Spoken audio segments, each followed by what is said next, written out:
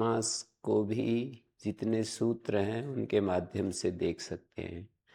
अव्ययीभाव समास का अगला जो सूत्र है उसको तो आपने थोड़ा ध्यान दिया होगा कि पहला जो सूत्र है विभक्ति समीप समृद्धि आदि अर्थों में जो अव्यय हो उसका समर्थ सुबंत के साथ समास होता है। समर्थ सुबंत क्या होता है ये सुमित तुम बता सकते हो? हैं?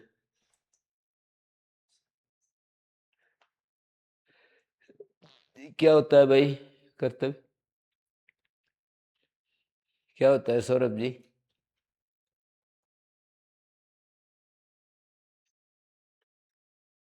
आप बताओ। एक दूसरे के साथ जिसका संबंधित होना, हाँ, इससे समास होता है। समर सुबंध एक दूसरे के साथ जो उसका संबंध है, आर्थिक संबंध है, उसी को समर्थ कहते हैं। यो येन स यस्य संबंधा तेन सह स समर्था। समर्थ की परिभाषा ऐसे हमने पढ़ी थी स्वामी दयानंद के अष्टाध्यायी भाष्य में। ऐसा लिखा है येन सह यस्य संबंध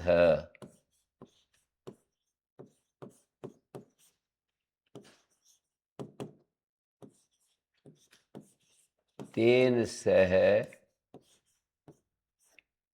स समर्थ।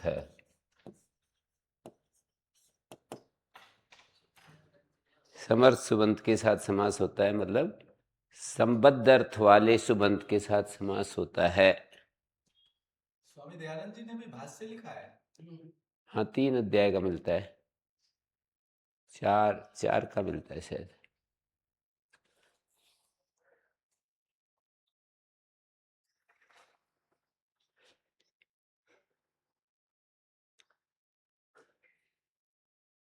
तो जिसका जिसके साथ संबंध उसके साथ वह समर्थ। उदाहरण आपको दिए गए हैं। राज्य पुरुषा में राज्य का पुरुष के साथ, पुरुष का राजा के साथ संबंध है तो आपस में समर्थ है। पर प्रति उदाहरण क्या बनेगा? भार्या राज्य पुरुषो देवदत्त से। इस वाक्य में भार्या का राजा के साथ, पुरुष का देवदत्त के साथ संबंध हो गया, तो राजा पुरुष परस्पर संबंध नहीं रहा। कर्तव्य क्या समझे?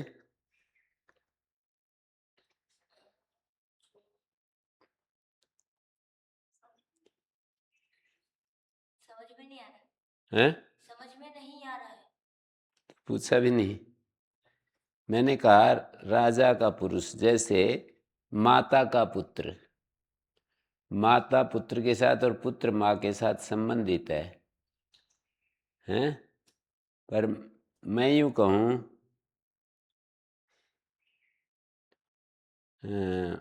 भ्राता मातुः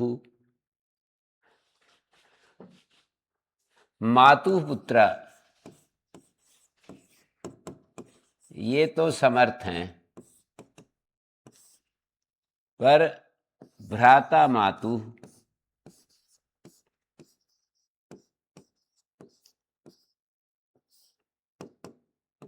पुत्रा देवदत्तस्य,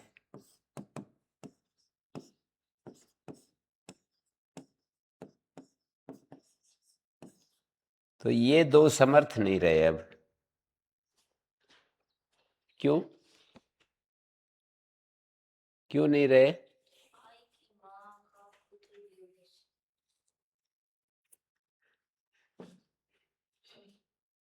ये तो समर्थ हैं,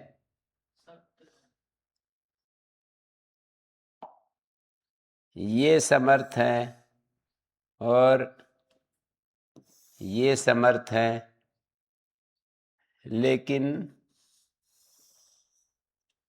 ये असमर्थ हो गए।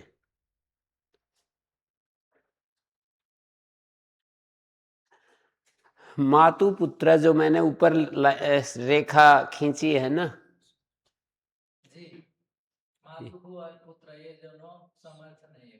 ये समर्थ नहीं रहे मातु पुत्र, क्यों? क्योंकि मातु का पुत्र के साथ संबंध ही नहीं रहा। ये जो वाक्य लिखा है मैंने, इसमें माता का पुत्र के साथ संबंध ही नहीं रहा, तो समर्थ कैसे होगा? माता का संबंध भ्राता के साथ हो गया। माँ का भाई पुत्र देवदत्त का, माँ का कोई भाई होता है ना, तो माँ के भाई को बता रहे हैं, पुत्र देवदत्त का बता रहे हैं। हाँ, ये विग्रह वाक्यार्थ अभिधाने यह शक्त है, इसका क्या अर्थ होगा? हैं? विग्रह वाक्यार्थ अभिधाने यह शक्त है। विग्रह वाक्य के अभिधान, विग्रह वाक्य होता है ना, जैसे मातृपुत्र बनाया, ये मातृपुत्र समर्थ है। समर्थ विग्रह वाक्य में भी होता है और समर्थ वृत्ति में भी होता है, पर उस सामर्थ्य का स्वरूप अलग अलग हो जाता है। विग्रह वाक्य में जो सामर्थ्य होता है वो संबद्धार्थ के रूप में होता है, और वृत्ति में जो सामर्थ्य होता है वो संगतार्थ के रूप में होता है। परस्पर अपेक्षा होती है विग्रह वाक्य में, और वृत्ति में एकार्थी भाव हो जाता है। तो विग्रह वाक्यार्थाभिधान यह सक्तः, विग्रह वाक्य के कथन करने में जो शक्त है वो समर्थ है। जैसे राजपुरुष बोलते हैं ना, ये राजपुरुष शब्द राज्य पुरुषा के अर्थ को कहने में सक्षम है। राजपुरुष शब्द राज्य पुरुषा के अर्थ को बताने में शक्त मानी सक्षम है। जिसको समझ में नहीं आए तो फिर बोल दिया करो जी नहीं आया, कुछ भी नहीं आया, बोल दिया करो, फिर दोबारा बोलेंगे। इनको समझ में नहीं आया होगा अभी। नहीं, नहीं तो आया, पर ये बोले तभी तो। हिंदी में गुरुजी बता देंगे तो समझ में आ जाएगा, हिंदी वाक्य से। हिंदी वाक्य तो बता रहा हूँ। विग्रह वाक्य होता है एक, हम्म। एक विग्रह वाक्य होता है, एक नहीं, वृत्ति नहीं, होती ये वाला वाक्य है। भ्राता भ्राता मातु पुत्र देवदत्त देवदत्त हिंदी में बताया मैंने, ध्यान नहीं दिया क्या? माँ का भाई पुत्र देवदत्त का। देवदत्त का पुत्र। भ्राता मातु का अर्थ है माँ का भाई, और पुत्र देवदत्त का अर्थ है देवदत्त का पुत्र। माँ का और पुत्र का इस वाक्य में संबंध नहीं रहा। मातु पुत्रा बोलते हैं तो उस वाक्य, वो भी एक वाक्य है, उस वाक्य में तो माता और पुत्र का आपस में संबंध है, पर नीचे वाले वाक्य में माता पुत्र का संबंध नहीं है। माता का संबंध भ्राता के साथ हो गया, कर दिया, हो गया, या हमने कर दिया, बोलने वाले ने कर दिया, और पुत्र का संबंध देवदत्त के साथ कर दिया। माता और पुत्र का आपस में कोई संबंध नहीं। माँ का भाई बताया जा रहा है और पुत्र देवदत्त का बताया जा रहा है, तो माँ और पुत्र को तो कुछ भी नहीं बताया जा रहा। माँ और पुत्र क्या है? अब समझ गए होंगे। समझने का अर्थ ये होता है मेरे हिसाब से कि जो हमने समझा है वो दूसरे को समझा सके। शुरू में तो पहले खुद समझ जाए, हैं? पहले का तो खुद स्पष्टता होना चाहिए। पहले अपने को समझ आएगा। तो वही तो मैं कह रहा हूँ, अपने को समझ आने का अर्थ ये है कि हम दूसरे को बता सकें। अपने को समझ आने का पैमाना यह है कि वो बात हम दूसरे को बता सकें। यदि नहीं बता पा रहे तो अपने को नहीं आया है। हैं? सौरभ जी, निश्चय कर लो कि मेरे को व्याकरण पढ़ना है, गुरुजी नहीं छोड़ेंगे हमें, गुरुजी मेरे को नहीं छोड़ेंगे। सौरभ, तुमको नहीं छोड़ूंगा मैं, नहीं तो पकड़ देख लो, निश्चय करना ही पड़ेगा आपको।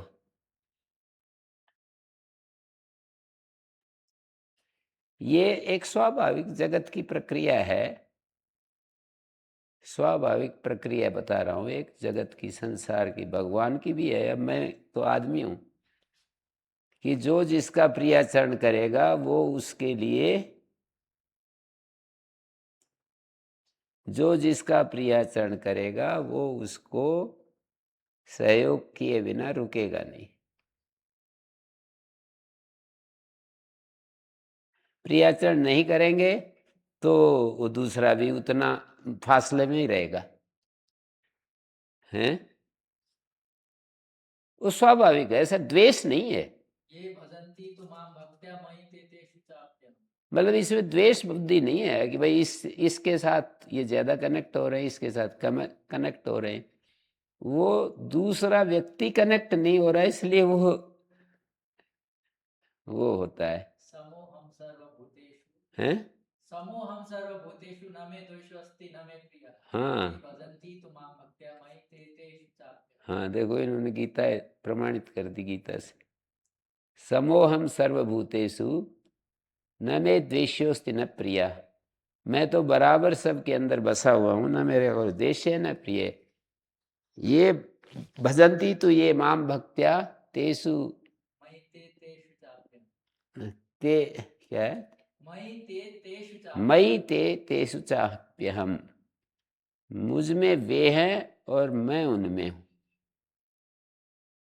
स्वाभाविक प्रक्रिया है। तो ये प्रियाचरण तो करते हैं, पर ये अष्टाध्यायी में निश्चय नहीं करते। तो जब तक ये प्रियाचरण करेंगे अनंत काल तक भी इनको नहीं छोड़ेंगे। प्रियाचरण छोड़ेंगे तो फिर छोड़ देंगे इनको भी, हैं? पर ये छूटना नहीं चाह रहा है, एक तरफ प्रियाचरण करता है, एक तरफ अष्टाध्यायी नहीं समझना चाहता, तो इसको अष्टाध्यायी समझा करके मानेंगे। अष्टाध्यायी नहीं समझना चाहता है तो प्रियाचरण छोड़ना पड़ेगा, हैं?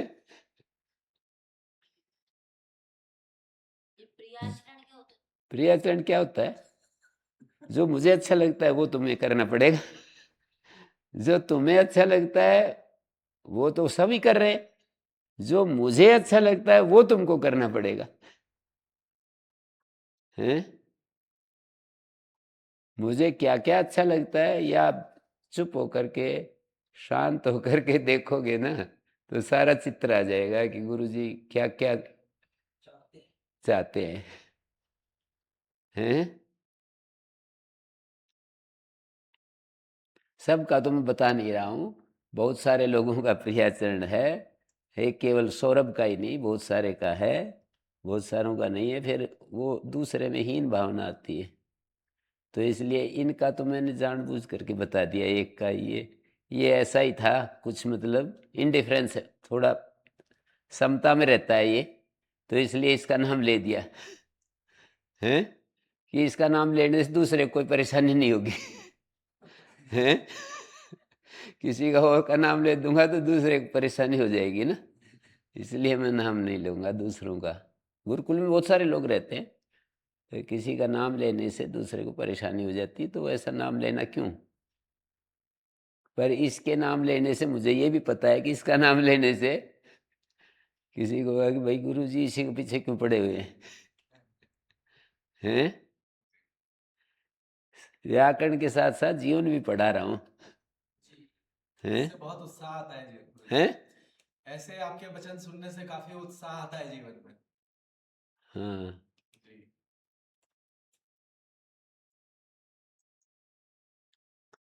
वो जो है ना,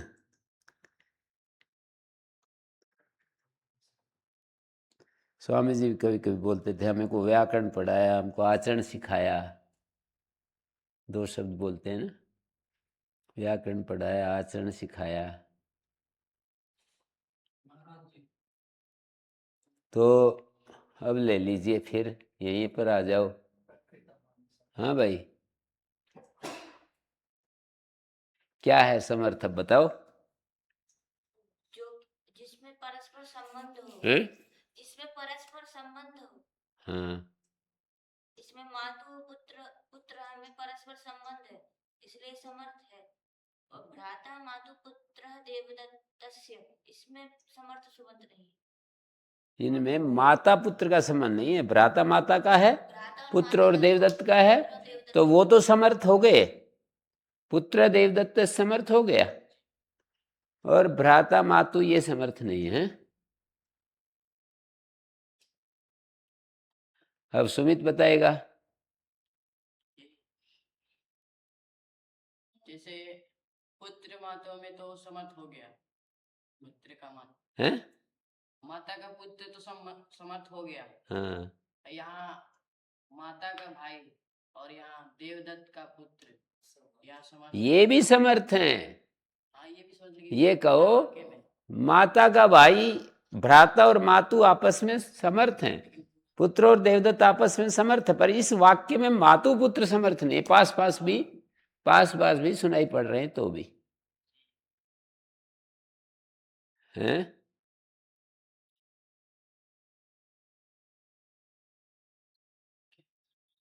समझ गए?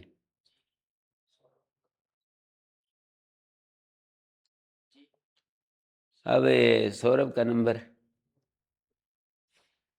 मातु पुत्र ये परस्पर संबंध होने से समर्थ है। भ्राता मातु पुत्र दिव्य ये असमर्थ है पूरा, लेकिन भ्राता मातु समर्थ है, ये संबंध होने से पुत्र दिव्य ये समर्थ। हाँ, ये तो ठीक हो गया। मातु पुत्र, इस नीचे वाले वाक्य में मातु पुत्र, ये असमर्थ है। हाँ हाँ जी, आप लोग समझे? समझ गए गुरुजी, समझ आ गया? समझ गए गुरुजी। तो इस तरह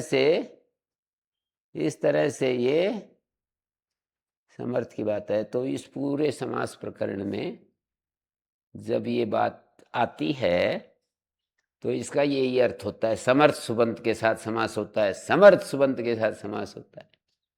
ये है समर्थ सुबंत। जैसे द्वितीयांतम सुबंतम श्रितादि भी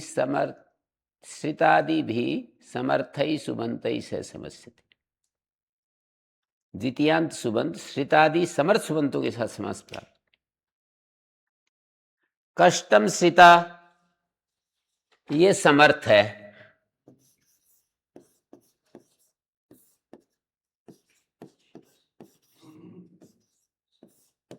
ये तो समर्थ है।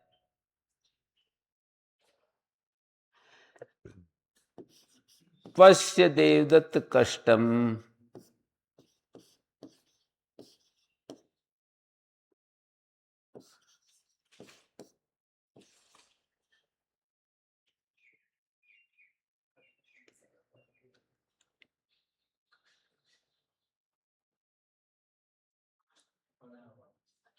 पश्य देवदत्त कष्टम,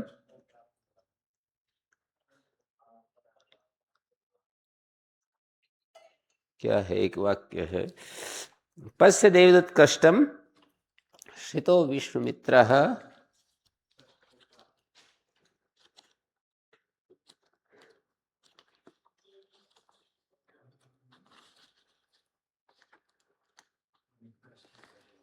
पश्य देवदत्त कष्टम श्रितो, पश्य देवदत्त कष्टम श्रितो विश्वामित्रो गुरुकुलम, श्रितो विश्वामित्रो गुरुकुलम, ये एक दूसरा वाक्य है। श्रितो विश्वामित्रो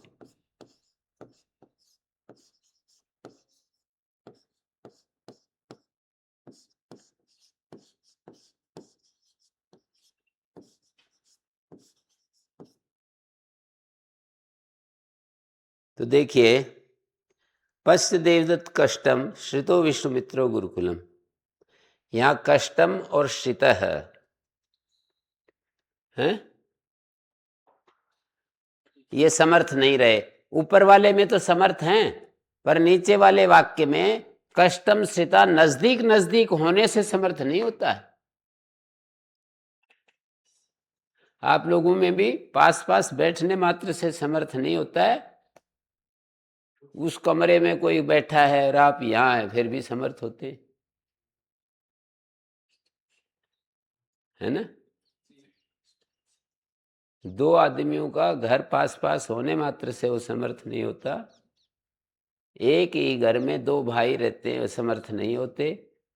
और एक का दूसरे मतलब 100 कोस दूर भी समर्थ हो जाता है। तो समर्थ होने के लिए संबद्धता चाहिए, कनेक्टिविटी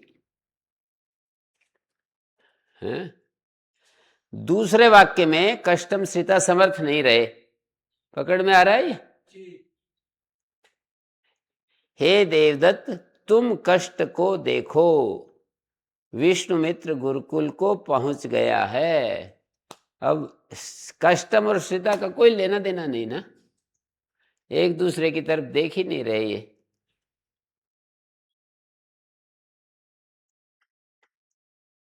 हैं?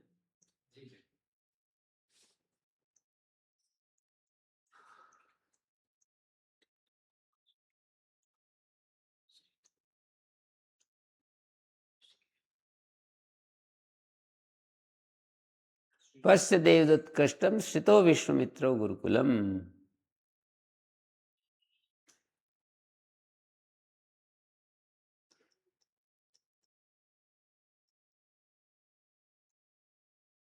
पकड़ में आया कि नहीं आया? ये जो ऊपर वाला वाक्य है गुरुजी, कष्टम श्रेता, इसका भाव तो यही निकलेगा ना कि कष्ट में है। कष्ट को प्राप्त। कष्ट को प्राप्त का भाव तो यही है ना कि कष्ट में है। कोई व्यक्ति कष्ट को प्राप्त हो जाए तो कष्ट में है तो होता ही है। पर नीचे वाले वाक्य में कष्ट में है ये अर्थ नहीं है, ये अर्थ है देवदत्त कष्ट को देखो, विष्णुमित्र गुरुकुल को प्राप्त हो गया, यानी पहुंच गया। पहुंच गया। मतलब वो देवदत्त चलने में असमर्थ था फिर भी पहुंच गया, ऐसा है? नहीं, ये कुछ अलग ही दूसरा बात है। वाक्य अलग है, हो गए ना, वाक्य बिल्कुल अलग हो गया। दो वाक्य अलग हो जाएगा नहीं, दो वाक्य अलग हैं ही यहाँ पर। पश्च देवदत्त कष्टम ये इतना एक वाक्य है, श्रितो विश्वमित्रो गुरुकुलम ये दूसरा एक वाक्य है। जिन वाक्यों में एक वाक्य में कष्टम शब्द आ रहा है, दूसरे वाक्य में श्रित आ रहा है, तो दो वाक्यों में अलग अलग शब्द आ रहे हैं तो वो आपस में कनेक्ट थोड़ी होते हैं। एक ही वाक्य में जो पद आते हैं वे आपस में कनेक्ट होते हैं, ये भी तो जानते हैं कर्तव्य सुमित। एक वाक्य में जो पद प्रयुक्त होते हैं वे ही आपस में एक दूसरे के साथ कनेक्ट होते हैं ना। एक वाक्य जैसे मैं देवदत्त गांव को जाता है, यज्ञदत्त विष्णुमित्र को देखभाल करता है। अभी ये देवदत्त यज्ञदत्त थोड़ी कनेक्ट हो रहे हैं। देवदत्त और यज्ञदत्त गांव को जाते हैं, अब देवदत्त और यज्ञदत्त समर्थ हो गए और से कनेक्ट कर दिया ना इनको। देवदत्त और यज्ञदत्त गांव को जाते हैं, समर्थ हो गए तो चार थे द्वंद्व समास हो जाएगा। देवदत्त यज्ञदत्त ग्रामम गच्छतः। पर देवदत्त गांव को जाता है, यज्ञदत्त विष्णुमित्र को देखता है। यहां पर देवदत्त यज्ञदत्त कनेक्ट नहीं है तो समास नहीं होगा, द्वंद्व समास नहीं होगा।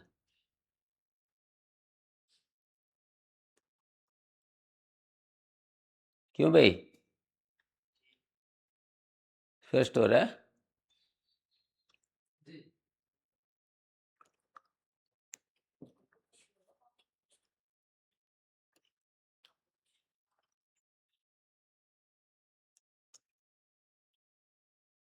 ये समास प्रकरण का कीवर्ड बोलते हैं। ऐसा शब्द है जो सारे समास प्रकरण की चाबी बना हुआ है। समास प्रकरण इसके बिना नहीं खुलासा होगा।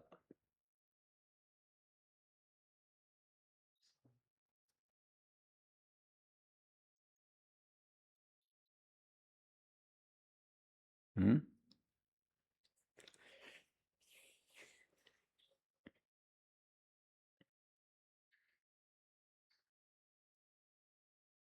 समास प्रकरण इसके बिना खुलेगा नहीं, ऐसा बोलता हूँ।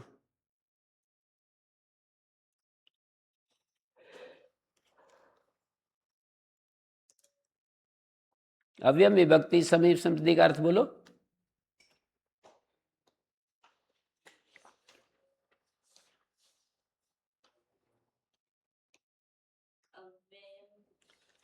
तुम बोलो सुमित, देर तक वेट नहीं करूंगा, जल्दी बोलना चाहिए। विभक्ति समीप समृद्धि व्यत्यर्थ जोर से। भावाच्य असंप्रति शब्द प्रादुर्भाव पश्चात यथानुपूर्व योगपद्य सादृश्य संपत्ति साकर्ण्यांत वचनेषु, ये सब अव्यय हैं? अर्थ थोड़ी बोला है, तो सूत्र पाठ किया है आपने। ये कह रहे हैं ये सभी अव्यय हैं, ऐसा बोल दिया बाद में अर्थ है यार। बाद में ये बोल दिया, कि ये सभी अव्यय हैं। गलत है ये तो, गलत बोल दिया। वर्तमान अव्यय। इस गलत अर्थों बोलता में बोला है, देखो ये बताएंगे। आप बोलो राहुल जी। द्वितीय से तथित पतित गतास्ते हैं? अव्ययम विभक्ति समीप समृद्धि का अर्थ। अव्यय विभक्ति सूत्र का अर्थ बताओ। अव्ययम विभक्ति समीप समृद्धि विद्या यथार भाव प्रत्यय अत्य इत्यादि कह दिया करो जब पूरा सूत्र की बात हो। विभक्ति समीप समृद्धि इत्यादि अर्थों में, सप्तमी का बहुवचन है।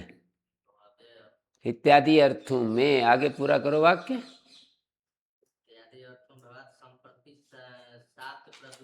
पता नहीं क्या बोल रहे हैं, सुन रहा है आपको, सुन रहा है इनका बात, क्या कह रहे हैं? ये पूरा वाक्य बोल रहे हैं, पूरा सूत्र दोहरा रहे हैं। पूरा सूत्र दोहराया है। मैं तो मना कर रहा था कि विभक्ति समीप समृद्धि इत्यादि बोल दो, ऐसे बोल दो इत्यादि। हाँ जी आप बोलो सौरभ जी। विभक्ति नहीं वो सूत्र नहीं सुनाना, अर्थ सुनाना हैं? क्या होगा? द्वितीय संबंध शीतति पति इत्यादि के साथ समास अव्ययम विभक्ति समीप संप्रति इत्यादि। नहीं बात बनी। सुजन जी तो बता देंगे, खैर आप बताइए। अव्यय विभक्ति आदि के साथ नहीं बड़ी बात, वो तो मुंह खुलते ही पता लग जाता है कि ये कहाँ जा रहा है, कौन सी ट्रेन में बैठ लिया हैं? स्वामी जी आप बोलिए। अव्यय विभक्ति आदि ट्रेन दूसरी पकड़ ली नंद, समर्थ सुबंध के साथ ट्रेन दूसरी पकड़ ली।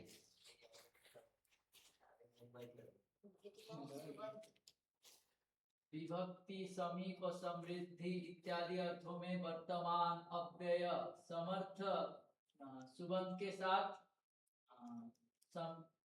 समास को प्राप्त होते। बिल्कुल सही, बिल्कुल सही किया। शुरुआत यहां से होगी, अव्यय से शुरुआत नहीं है। विभक्ति समीप समृद्धि इत्यादि अर्थों में वर्तमान जो अव्यय है, हम कई दिन से एक ही बात तो सीख रहे हैं कि ये जो अव्यय है ये विभक्ति अर्थ में, समीप अर्थ में, समृद्धि अर्थ में, वृद्धि अर्थ में, अर्थाभाव असंप्रति शब्द प्रादुर्भाव पश्चात यथा अनुपूर्व योगपद सादृश संपत्ति साकल्य अंत, इन अर्थों में जो अव्यय वर्तमान है उस अव्यय का समर्थ सुबंत के साथ समास होता है।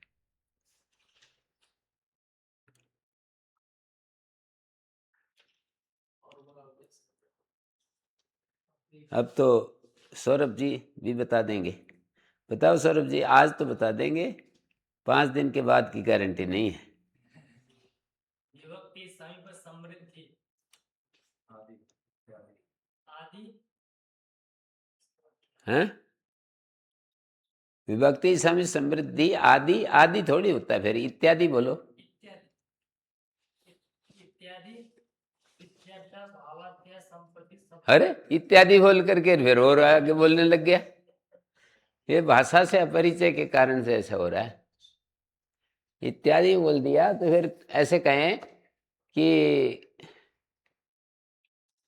कर्तव्य इत्यादि सुमित, ये वाक्य ठीक नहीं होगा। कर्तव्य इत्यादि सुमित आजाद जी आदि को भेज दो, या फिर सारे नाम ले दें कि कर्तव्य इत्यादि सुमित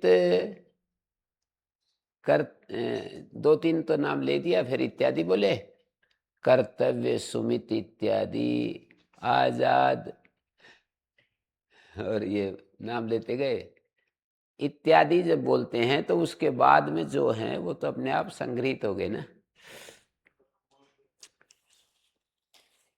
या तो सारे ही बोलो, विभक्ति समीप समृद्धि वृद्धि अर्थाभाव अत्य असंप्रति शब्द प्रादुर्भाव पश्चात यथा अनुपूर्व योगपद सादृश संपत्ति साकल्य अंतवचन, इन अर्थों में जो अव्यय है उसका समर्थ सुबंत के साथ समास होता है। अब आपको आ गया ना, बोलिए। विभक्ति समीप आदि इन अर्थों में जो विभक्ति समीप समृद्धि, आदि। और अच्छा आप कहना चाहते हो तो आप कह दीजिए विभक्ति समीप समृद्धि इत्यादि 19 अर्थों में। जी, विभक्ति समीप समृद्धि इत्यादि 19 अर्थों में जो अव्यय वर्तमान है उनका समर्थ उसका, अव्यय एक वचन में बोल रहे हैं तो उसका समर्थ सुबंत, जब कहेंगे जो अव्यय हैं उनका, भाषा को पकड़ो, जो अव्यय हैं उनका समर्थ सुबंत के साथ समास होता है। जो अव्यय है उसका, जो अव्यय है उसका समर्थ सुबंत के साथ समास होता है। अर्थ बोलिए भाई। विभक्ति समृद्धि इत्यादि वर्तमान में जो अव्यय है, इत्यादि वर्तमान में जो अव्यय है, पता नहीं क्या क्या, इत्यादि वर्तमान में जो अव्यय हैं, ऐसे बोल रहे हैं।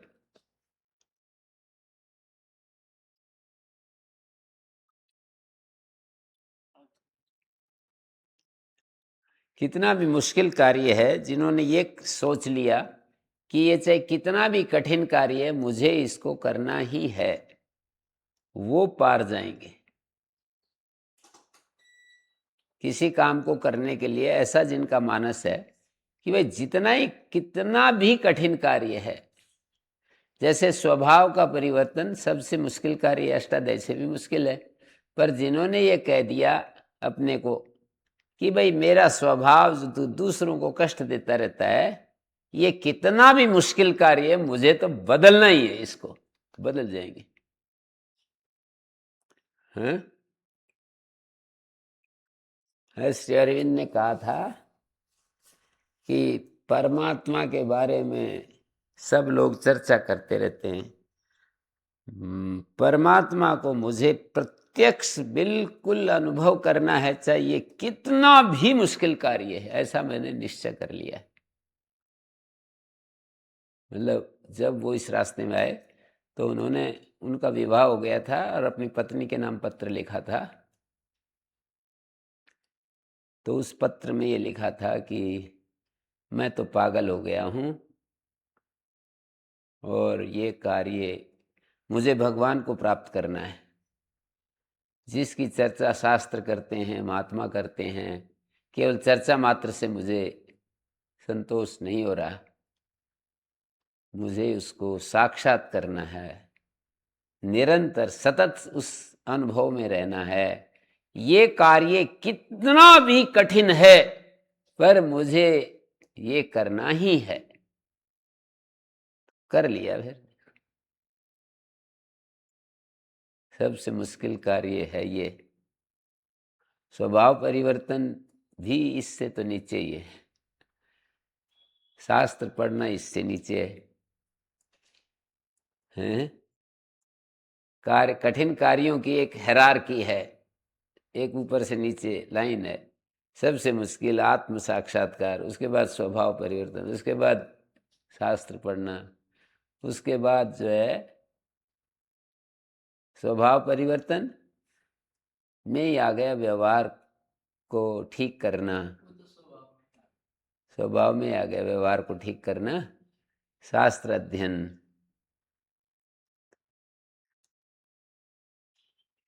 शास्त्र अध्ययन, सेवा। शास्त्र अध्ययन से भी जो शास्त्र में अध्ययन तो कर लिया, उसको फिर माने प्रैक्टिकली वो करना होगा। हाँ, तो शास्त्र अध्ययन, फिर उसको साक्षात अनुभव और सेवा। कभी कभी सेवा कठिन हो जाता है, शास्त्र अध्ययन सरल हो जाता है किसी के लिए। किसी के लिए शास्त्र अध्ययन तो बिल्कुल सरल है, सेवा ही मुश्किल है। जिसका दिमाग ठीक काम करे तो शास्त्र अध्ययन तो कर लेगा, सेवा मुश्किल है उसके लिए, हैं? आत्म साक्षात्कार, स्वभाव परिवर्तन या अपना व्यवहार ठीक करना, तीसरा शास्त्र अध्ययन। किसी के लिए शास्त्र अध्ययन मुश्किल है, किसी के लिए सेवा मुश्किल है, देखा है मैंने। कोई सेवा कितनी करवा लो, पढ़ने का नाम मत लो जी मेरे को। कोई कहेगा कि जी सेवा, वो जो हमारे विनीत जी है ना, मैंने उनको कहा, मैं कहा आप सारी जिंदगी ये नहीं कहोगे कि मैं घूम करके आना चाहता हूँ, आपको कोई कुछ ना बोले, बस शरीर को आराम मिलता रहे। मैंने उनको बताया एक दिन कि आपको शरीर से जब मेहनत करनी पड़ती है तो आप कहते हो मैं घूम करके आना चाह रहा हूँ, और आपको कोई कुछ ना कहे, बस जब मर्जी आए सो जाएं, जब मर्जी आए खा लें, जब मर्जी आए कुछ थोड़ा बहुत सेवा भी कर दें, तो आपको सारी जिंदगी भी इच्छा नहीं होगी कहीं घूमने की, हैं? तो किसी के लिए कुछ कठिन है, किसी के लिए कुछ कठिन है, वो तो कितना भी कठिन हो, यदि उसने निश्चय कर लिया कि ये मेरे को करना ही है, तो अष्टाध्यायी का अध्ययन भी एक कठिन कार्यों में से एक है। सबके लिए नहीं, किसी किसी के लिए, जैसे सौरभ जी जैसे के लिए कठिन कार्य हैं। तो कितना भी मुश्किल है, इनको भाई मैं वो बना रहा हूं, इनको पकड़ करके सबको कहता हूं मैं बातें, ऐसा नहीं है मैं एक को कहता हूं, पर एक ऐसे व्यक्ति को पकड़ रहा हूं कि जिससे किसी को आपत्ति ना हो, हैं? अब इनका नाम लूं तो ये तो कुछ है ही नहीं ना, बेचारे बालक हैं, इनको कुछ समझ में नहीं आ रहा है, इनका उदाहरण तो क्या दें अब, हैं?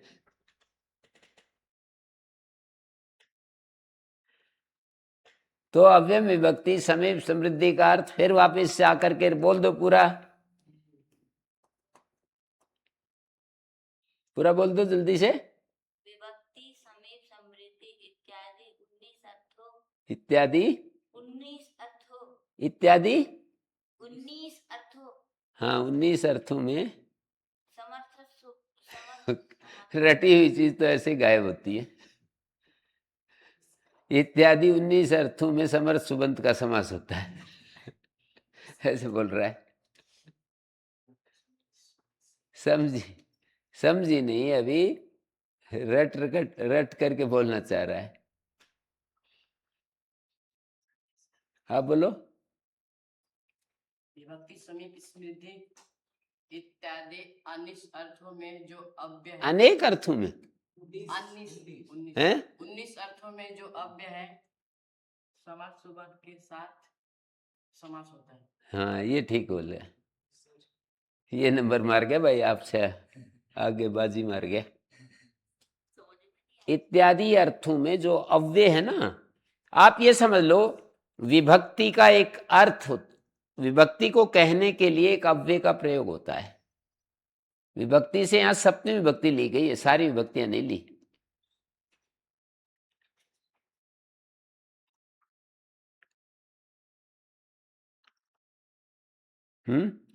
विभक्ति से कौन सी ली है? सप्तमी विभक्ति। तो सप्तमी विभक्ति के अर्थ में एक अव्यय है।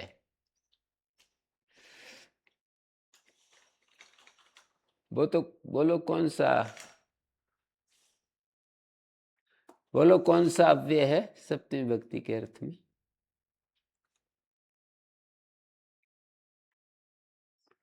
बताओ जी, आजाद जी, कौन सा अव्यय है सप्तमी विभक्ति के अर्थ में? कौन सा अव्यय है? अधि। अधि है, सही है। तो अधि ब्राह्मणी, ब्राह्मणी के विषय में। अधिविद्यम, विद्या के विषय में। अधिब्राह्मणम, ब्राह्मण के विषय में। अधिक्षत्रियम, क्षत्रिय के विषय में। अधिमनुष्यम, मनुष्यों के विषय में। पशुओं के विषय में तो अधिपशु। भूतों के विषय में अधिभूतम। सुन रहे हो कितने उदाहरण दे रहा हूं? पशुओं के विषय में अधिपशु बोलेंगे। यदि अकारांत है तो मैं सुनाई देगा अंत में, अधिभूतम, अधिब्राह्मणम, अधिमनुष्यम, अधिक्षत्रियम। हलंत शब्द है तो वाणी के विषय में अध्यात्म। वाणी के विषय। अध्यात्म में जो गुरु जी ऐसा बोल रहे हैं कि आत्मा के विषय में, तो आत्मा के विषय में बोलेंगे या शरीर के विषय में बोलेंगे? आत्मा शब्द कई अर्थों में प्रयुक्त होता है। आत्मा शब्द अनेकार्थक है, तो आत्मा का मतलब शरीर जब होता है तो अध्यात्मम का अर्थ हो गया शरीर के विषय में। आत्मा शब्द कई अर्थ वाला है। बुद्धि भी अर्थ होता है कहीं कहीं, तो ये जो कहीं शरीर अध्यात्म होता शब्द है, ये जो अध्यात्म शब्द है, तो इस शब्द से क्या अर्थ ले रहे हैं? शरीर आत्मा के के विषय में या शरीर के विषय में? शरीर के विषय में। शरीर में, अध्यात्म शरीर में। अधिभूत, भूतों में, भूतों के बारे में। अधिदेव, अधिदैवतम, देवताओं के बारे में। अधियज्ञम, यज्ञ के बारे में। अधिवाणी, अधिवाणी कहेंगे ना तो ह्रस्व ई हो जाएगा। और वाक शब्द बोलेंगे तो वो एक सूत्र है ना 5वें अध्याय के 4थे पाद में। 5वें अध्याय के 4th पाद में एक सूत्र है, द्वंद्वात्सु दशांतात समाहरे। तो द्वंद्व में लगता है। अव्ययी भावे शर्त प्रभृतिभ्य अनश्च नपुंसकादन्यतरस्याम नदी पूर्णस्य ग्रहणी में जया। 106। जया सूत्र जो है 111। उससे अच हो जाएगा समासांत। टच अच क्या होगा?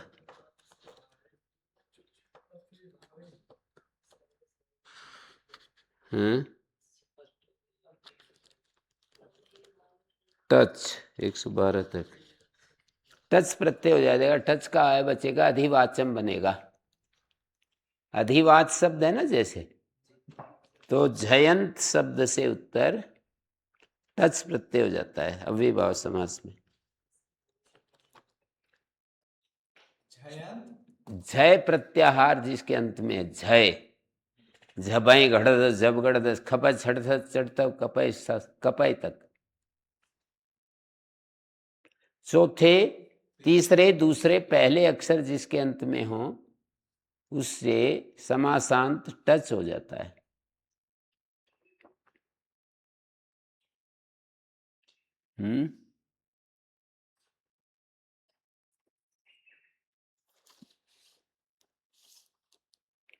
समासांत टच हो जाता है तो फिर शब्द क्या बनेगा?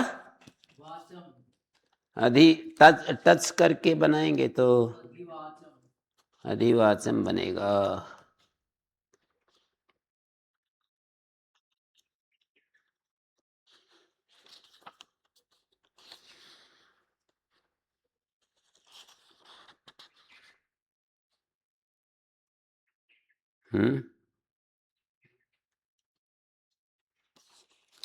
पकड़ में आ गया अधिवाचम। अब ये तो विभक्ति अर्थ में अव्यय का समास हुआ, विभक्ति अर्थ में जो अव्यय उसका समास। अब बोलिए समीप अर्थ में जो अव्यय उसका उदाहरण बताइए।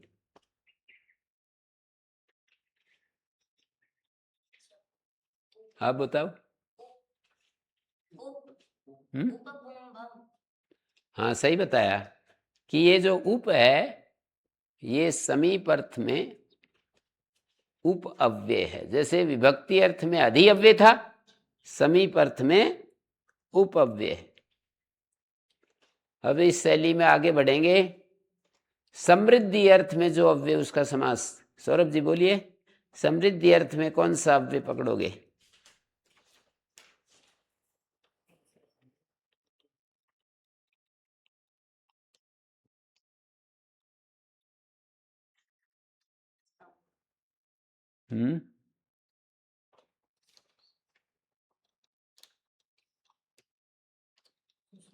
नहीं पकड़ में आ रहा। समृद्धि अर्थ में कौन सा अव्यय है? हाँ बोलो। सुमगधम।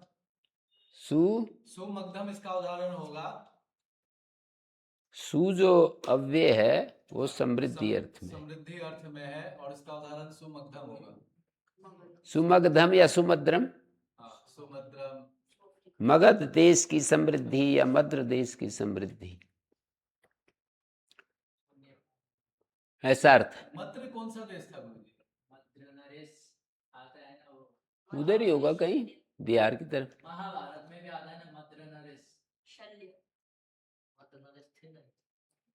मद्र नरेश शल्य।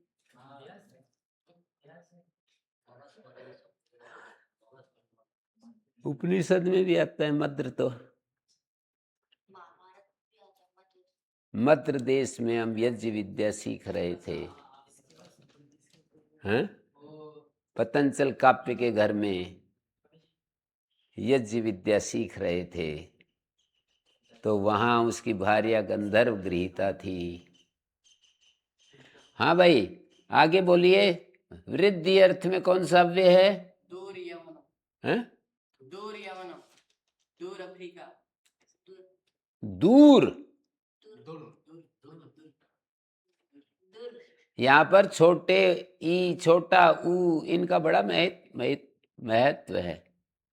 आप दूर को दूर बोलोगे तो कुछ का कुछ अर्थ हो जाएगा। दूर वृद्धि वृद्धि है।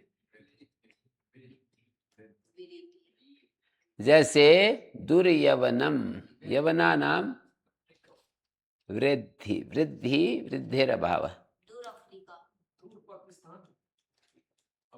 पाकिस्तान। हाँ वही दुर्गवादिकम, कोई भी एक शब्द तो पकड़ना ही पड़ेगा। पाकिस्तान। दुर पंजाबम, पंजाब तो समृद्धि। पंजाब देश। दुर पंजाबम। दूर पाकिस्तान। दुर पाकिस्तानम। अभी दूर बांग्लादेश। आर्थिक स्थिति श्रीलंका की भी है। हाँ वो तो सही बात है। बांग्लादेश और पाकिस्तान। पाकिस्तान रिद्धि का अभाव हो रहा है ना। नेपाल में भी रिद्धि का अभाव है। समीप समृद्धि वृद्धि अर्थाभाव।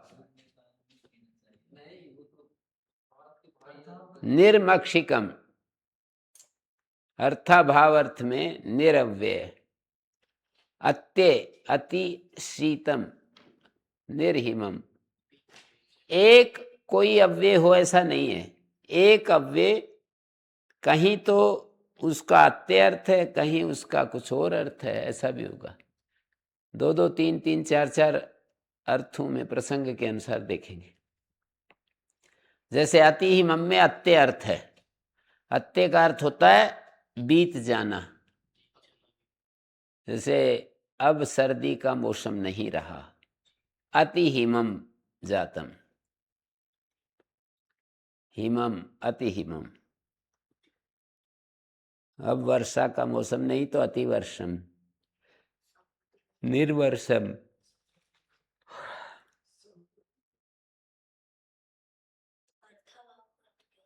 आगे बोलिए। संप्रति। असंप्रति है ये। हाँ, असंप्रति। अति तैस्त्रिकम, अति अव्यय जो है संप्रति अर्थ में है। संप्रति उपभोग काल नहीं। जैसे गर्मी के समय में ठंडी चीजें खाई जाती हैं, अब सर्दी आ गई तो कहेंगे अति फलम, ये फल नहीं खाना। सर्दी में ठंडा फल, गर्मी का ठंडा फल क्या हो सकता है? तारबूज। हैं? तारबूज। तरबूज। तरबूज, खीरा, ककड़ी। खीरा, ककड़ी, तरबूज। हाँ, तो उसके लिए फिर अति बोलेंगे, असंप्रति, उसका उपभोग काल नहीं रहा।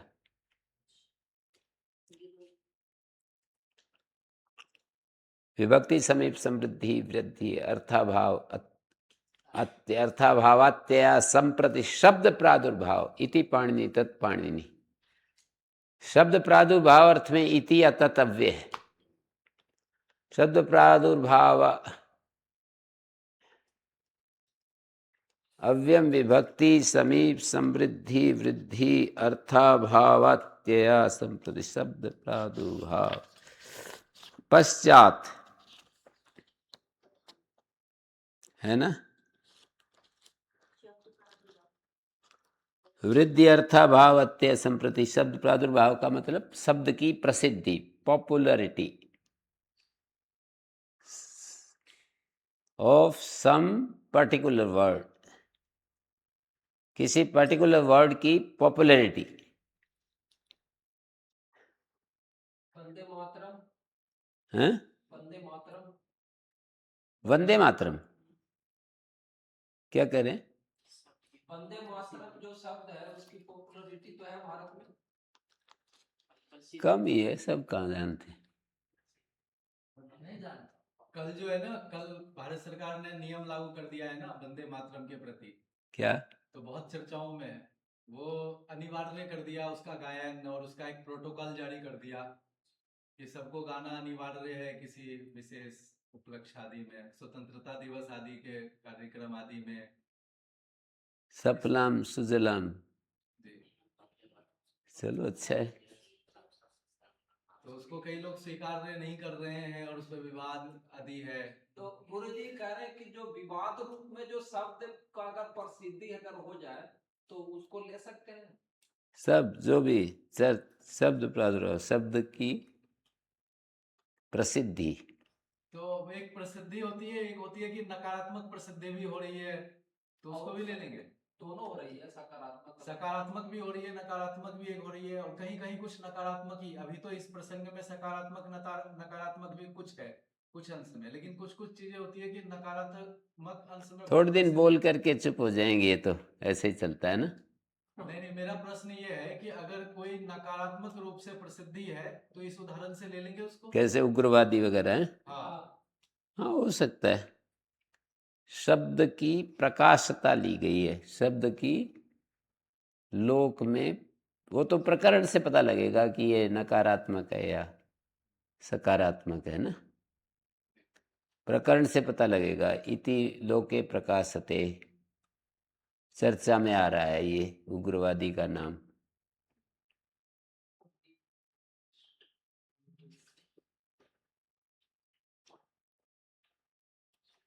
पश्चात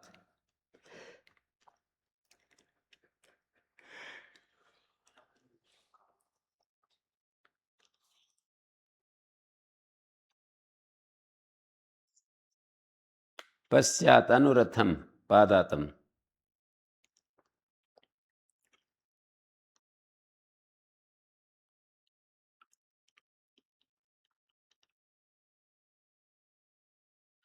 पश्चात अर्थ में कौन सा व्यय है? अनु। अनु है, सही है। यथार्थ में कौन सा अव्यय है? यथार्थ में यथा भी अव्यय होता है, यथार्थ में यथाव्यय भी होता है, यथा के 4 अर्थ होते हैं। यथार्थ में यथा अव्यय, यथा के अर्थ में योग्यता, वीप्सा, पदार्थनतिवृत्ति, यथा के 4 अर्थ होते हैं। एक सादृश्य अर्थ होता है। तो यथा का जब सादृश्य अर्थ होता है तो समास नहीं होता।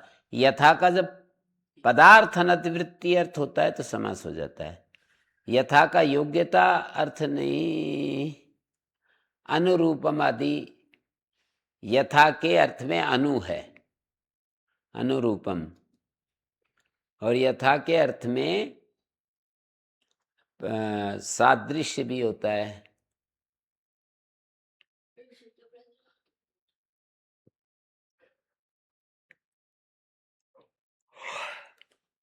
सादृश्य भी एक अर्थ होता है।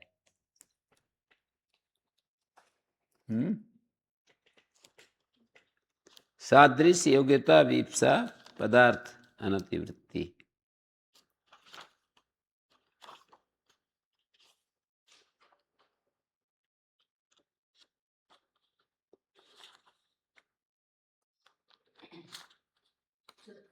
यहाँ तो 18 अर्थ बन रहे हैं गुरुजी।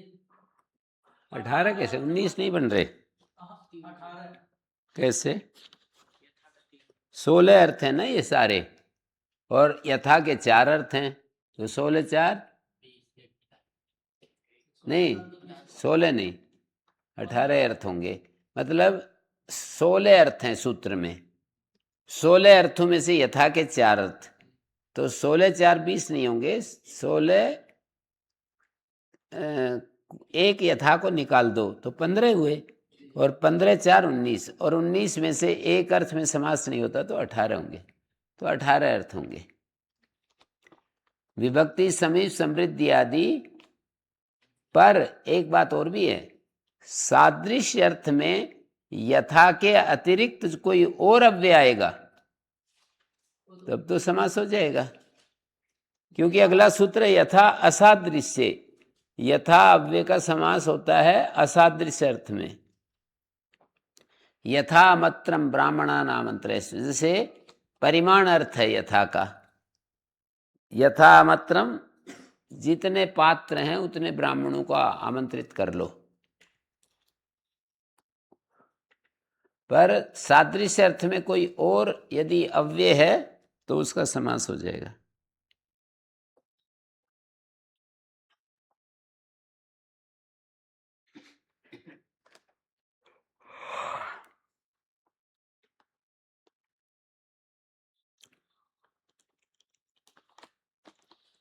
अठारह संख्या भी प्रसिद्ध रहती है, जोड़ देते हैं 18 संख्या। श्रीमद् भगवत गीता गया 18 अध्याय, 18 पुराण, 18 वो जो जप मंत्र है, एक 18 अक्षर का एक मंत्र भी होता है। हाँ,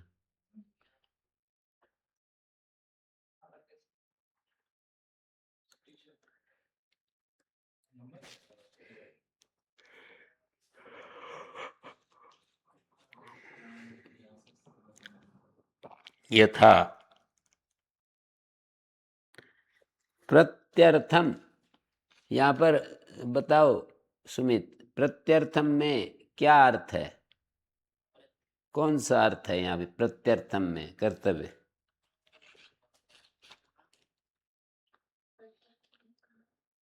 कहाँ है?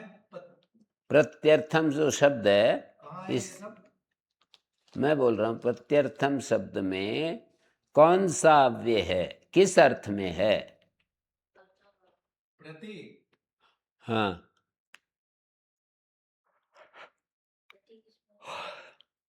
प्रति अव्यय है, किस अर्थ में?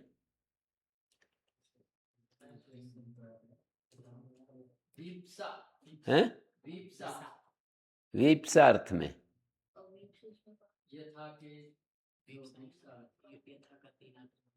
वीप्सा बताया ना। योग्यता, वीप्सा, पदार्थ अनतिवृत्ति।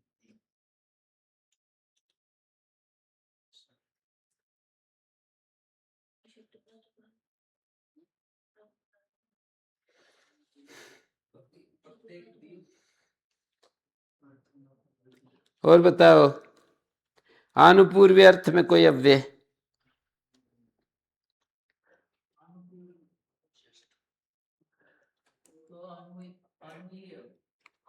अनुज्येष्ठम प्रविशंतु भवंता, तो अनु अव्यय है अनुपूर्व अर्थ में। अनुपूर्व में, अनुपूर्व का मतलब serial wise, serial wise, serial wise है, क्रम अनुसार। क्रम के अनुसार। योगपद एक कालता है। योगपद अर्थ में क्या अव्यय है सुमित? योगपद अर्थ में सह अव्यय, सह। सादृश्य अर्थ में, सादृश्य तुल्य को कहते हैं। यथार्थ में भी सादृश्य आया है और एक सादृश्य और पढ़ दिया। तो यथार्थ में जो सादृश्य है वो गुण भूते पी सादृश्य था स्यात्, सदृशा किख्यास्त सखी।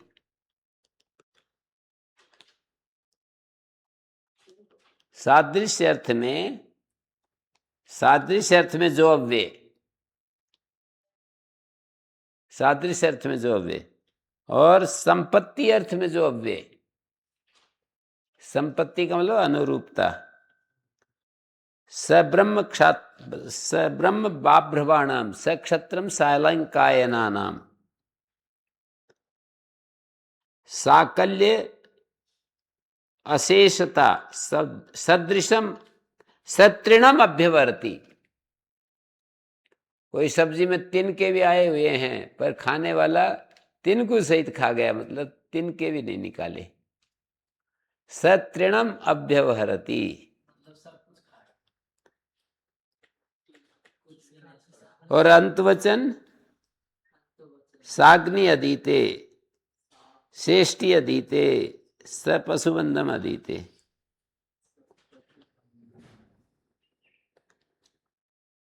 मतलब ये जो समाप्ति है, संपूर्ण अध्ययन ना भी हो तो भी साकल्य ग्रहण से हो जाएगी। साकल्य ग्रहण से जो ना भी हो,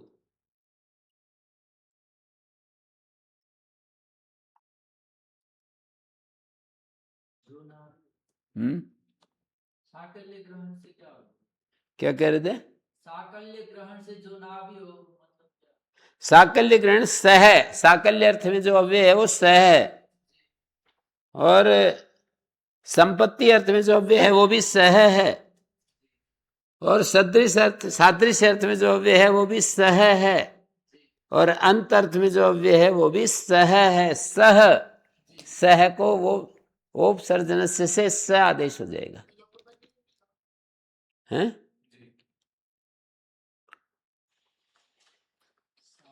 ओम शांति शांति शांति।